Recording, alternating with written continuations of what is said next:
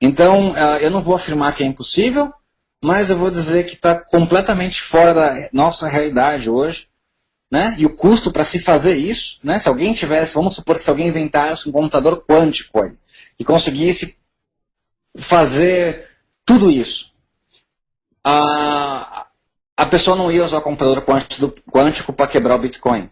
Por quê? Porque o computador quântico ia ter um valor tão grande para resolver tantos outros problemas, né? Que o Bitcoin seria o menor dos problemas para ser resolvido, né? E mesmo assim, a criptografia, o código do Bitcoin, por ser aberto, tá? Se alguém inventasse um computador assim, o código por ser aberto, os developers principais do Bitcoin, eles poderiam lançar uma nova versão logo em seguida, para colocar uma criptografia quântica também, para evitar que alguém tivesse esse poder de quebrar a moeda. Então, assim, por mais que se crie esse computador, o mercado, no caso, as pessoas vão poder reagir a isso, né, e quebrar. Atualmente, hoje, se você colocasse todos os computadores do mundo para quebrar a criptografia de apenas uma única carteira que você tenha, né, a pessoa não vai saber. De uma única carteira, demoraria algo em torno de acho que mais de 1 milhão de anos, tá? Então, assim, não é uma coisa viável, tá? Mas não é impossível. Então, acho que isso responde a sua dúvida, né? Responde. Dorival, André? Então, deixa eu ver as perguntas que estão aqui, que vieram no... Eu acho que vocês estão com eco. Vocês poderiam colocar... O povo está reclamando que está tendo eco no som de vocês. Se vocês pudessem tirar o eco, porque acho que muita gente reclamou e eu acabei não vendo. Ok. Bom, alguém saiu, aí melhorou. Então melhorou, já tinha melhorado. Ok. Então, Gueric Sérgio de Abreu. Basicamente, quando o governo não tem dinheiro, ele imprime. E assim gera uma inflação que os usuários irão ter que pagar, quer queira ou quer não. Tá, é uma afirmação meio forte, mas tem fundamento, tá? Mas tem um fundamento nisso, mas tem muito mais coisas além disso. Então, eu acho que não vem ao caso aqui, né? Aí tem aqui um comentário do tem limite no valor de transferência. No caso, ele quer falar do Bitcoin, se tem limite no valor de transferência. Ele falou bits. Tá, não tem. Você transfere quanto você quiser. Aí a pergunta do Luiz Vitor Quintas. Por não ser estatal, por não ser uma moeda estatal, ela é uma moeda legal? Tá, essa é uma pergunta boa, Luiz. O que eu tenho para responder é o seguinte. Ser legal ou não é o fato de estar na lei, tá? A lei da maioria dos países significa que se você não é proibido na lei, significa que você pode fazer. Como até hoje nunca existiu uma moeda que seja uma moeda descentralizada, né? Todas as definições de moedas nas leis de vários países, elas exigem que tenha... Alguns países não, outros países sim. A dos Estados Unidos, por exemplo, é uma definição bem ampla que Bitcoin é visto como moeda, dinheiro e é legal aqui, tá? Isso inclui um monte de outras implicações de regulações que quem for implementar a bolsa de bitcoins tem que surgir. Usar bitcoins é totalmente legal, porque é um meio de você transferir valor de alguém para o outro. Então você pode transferir valor.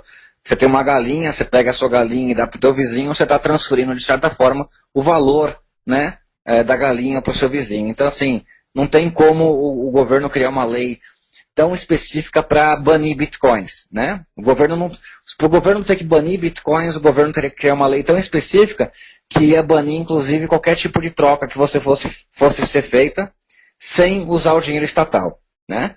E aí isso ia prejudicar a economia muito mais do que ajudar. Mesmo porque o governo não tem nada a temer com bitcoin, o governo muito pelo contrário. Pela minha pelo que eu vejo, o governo só tem a ganhar. Porque o governo, por mais que algumas pessoas falem, o governo ele quer imprimir. O governo ele não quer imprimir dinheiro, tá? Ele faz isso por outras razões.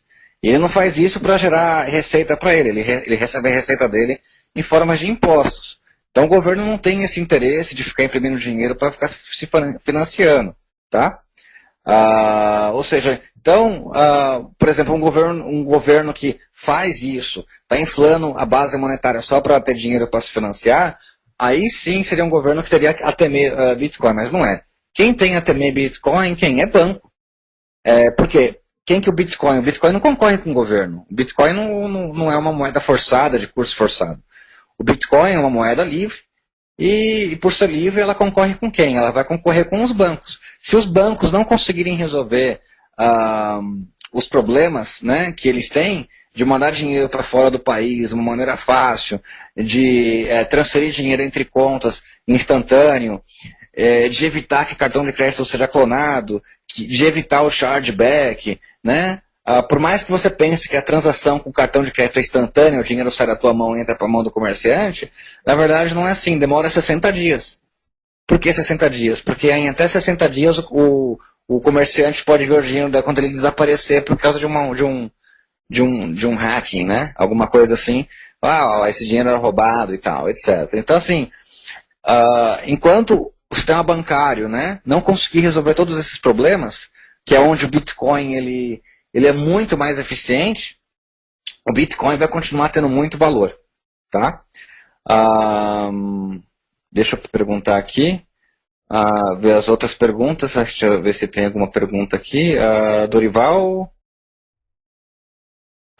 Eu tenho aqui. Tá.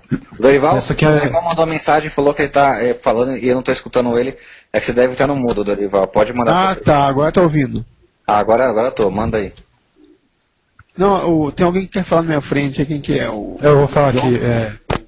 Essa daqui é meio absurda, mas vai lá, né? Essa aqui eu tava pensando um dia desses aqui pra ver se é possível acontecer e o que aconteceria se realmente o governo fosse fazer isso.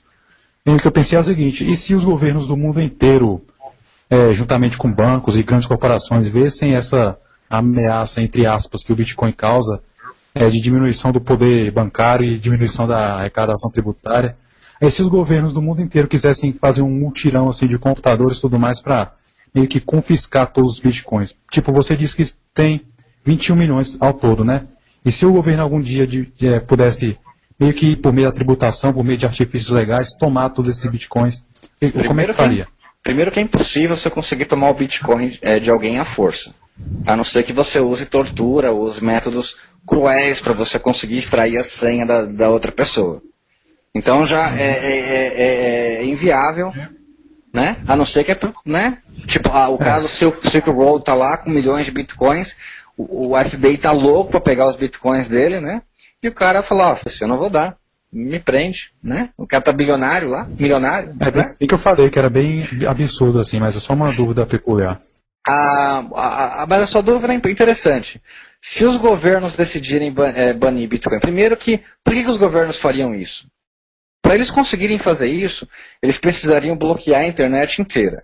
E as perdas de bloquear a internet inteira seriam muito maiores, porque bloquear a internet inteira não é bloquear só Bitcoin, é bloquear todas as transações de cartão de crédito, é bloquear todos os outros players que rodam na mesma rede. Tudo que acontece hoje na internet, tudo que acontece hoje, quando você passa seu cartão de crédito, a transação passa pela internet. Então se derruba a internet, derruba esses caras também, né? Então seria um custo muito alto para o governo, não só para esses outros caras, mas para tudo, né? O próprio governo não conseguiria funcionar sem internet, hoje em dia, né? E quanto mais no futuro vai acontecer isso. Além do que, os bancos, eles têm outras maneiras de competir com Bitcoin. Como eu te falei, o banco não precisa ir para o governo e falar, vamos banir Bitcoin. Por quê? Porque isso só daria mais ainda incentivo aos Bitcoins. Como é que o banco é uma entidade privada, como é que o banco vai competir com o Bitcoin? O banco vai abaixar as tarifas. Então, por exemplo, aqui em Nova York, por exemplo, eu não vou nem citar Brasil, tá? Em Nova York, no Bitcoin não é o competidor. Quem é o competidor? É PayPal e o Square E tem outras maneiras que você consegue efetuar pagamento por mobile sem você passar pelo banco. Então o que acontece? O Chase, por exemplo, que é o meu banco, eu fui no meu Cleoprata, ele estava com a maquininha do Chase. Eu cheguei para ele e falei assim, por que você não aceita Bitcoin aqui? Você não vai pagar zero, pelo primeiro $1 milhão que você converte, né? Porque eu pago em Bitcoin e ele recebe em dólares, tá? É assim que funciona. Por isso que tem muita gente aceitando Bitcoin. As pessoas não aceitam Bitcoin para segurar Bitcoin. Você paga em Bitcoin, é transferido dólar para ela, cai no mercado, e no mercado tem todas as bolsas que estão transacionando e fazem essa troca ficar fácil. Então o que acontece? Ele falou assim, tá, o que eu vou ganhar com isso? Eu falei assim, você não vai pagar nada de transação. Ele falou, não, eu já não pago. Aqui, ó, o Chase me deu essa máquina aqui o primeiro ano, eu vou pagar zero de FII, eu não pago nada. A máquina é de gracinha, então o Chase ele deu a máquina para passar cartão de crédito, é zero de transação, zero. O cara recebe o dinheiro inteiro na conta dele. Eu falei, olha só, ou seja, os bancos, eles têm como reagir a esse tipo de coisa. Eles têm como reagir a ficar mais eficiente. No Bitcoin, os bancos não vão querer brigar com o Bitcoin de maneira suja. Eles vão brincar, porque vai ser muito caro brigar da maneira suja. Eles vão brigar do quê? Da maneira limpa. Qual que é a maneira limpa? É reduzir os valores deles. Então o Bitcoin, no melhor dos casos, o Bitcoin vai forçar o quê? Vai forçar o sistema bancário a ficar mais eficiente, né? E menos caro e menos abusivo. Porque se ele for abusivo demais, as pessoas hoje têm uma opção. Elas saem para o Bitcoin. Se um governo, por exemplo, vamos pegar o governo da Argentina, se o governo começar a abusar, as pessoas correm para o Bitcoin. Tem, por exemplo, quando aconteceu a primeira corrida ao Bitcoin, né, que saiu de $30, foi para 260. Aquilo lá saiu por quê? Porque lá no Chipre, o governo simplesmente foi lá e meteu o dinheiro na mão de todo mundo. Então todo mundo foi com medo. Opa! E aí a União Europeia deu aval para que isso acontecesse, né? Que o Chipre pudesse fazer isso de maneira legal, pudesse roubar o dinheiro dos russos, e aí gerou um pânico na Europa que todo mundo correu para o Bitcoin. E aí deu aquela estouro. Saiu de 30, foi para 260, caiu para 100, e hoje já voltou para 200 e pouco também. Já até ultrapassou. Acabou de bater 300. A gente está aqui, esse vídeo vai ficar muito tempo na internet, mas a gente está aqui 7 de novembro. Então assim,